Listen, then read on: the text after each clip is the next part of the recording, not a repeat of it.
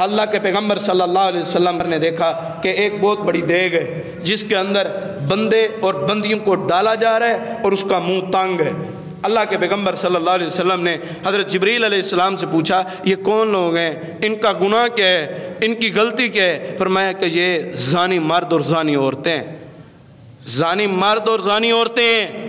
یہ نہیں کہ صرف زنا جو ہم زمرے میں سمجھیں، آنکھوں کا بھی زنا ہے، فلمیں دیکھنے آنکھوں کا زنا ہے، گانے سننا کانوں کا زنا ہے، گالی گلوچ کرنا یہ زبان کا زنا ہے، یہ ہاتھوں کا، یہ پاؤں کا، ہر چیز کا زنا ہے جو زنا کر رہے ہیں۔ فرمایا دیکھ بڑی اتنی زیادہ نیچے سے اس لیے کیونکہ لوگ زیادہ ہیں، اور اوپر سے منہ اتنا تنگ کیوں ہے؟ فرمایا منہ اتنا زیادہ تنگ اس لیے ہیں تاکہ لوگ باہر نہ نکل سکے، تاکہ لوگ باہر نہ نکل سکے۔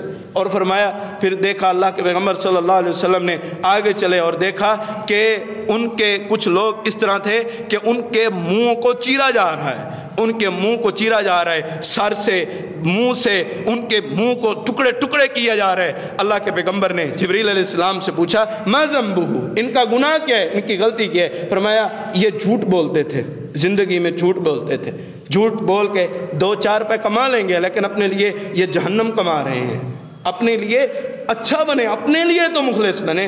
اور اللہ کے پیغمبر صلی اللہ علیہ وسلم تھوڑا سا آگے چلے اور دیکھا کہ فرشتے جس طرح فٹ بال کو ہم لے کے جس طرح دیوار پہ مارتے ہیں یا زمین پہ مارتے ہیں، اس طرح فرشتے پتھر کو لے کے بندے کے سر پہ مارتے ہیں، دوبارہ اسے کیچ کر لیتے ہیں، پھر دوبارہ مارتے ہیں، دوبارہ کیچ کر لیتے ہیں۔ اللہ کے پیغمبر صلی اللہ علیہ وسلم نے فرمایا، پوچھا یہ کون لوگ ہیں؟ فرمایا یہ وہ لوگ ہیں جو فجر کے وقت سوئے رہتے تھے، نماز نہیں پڑھتے تھے، یہ وہ لوگ ہیں۔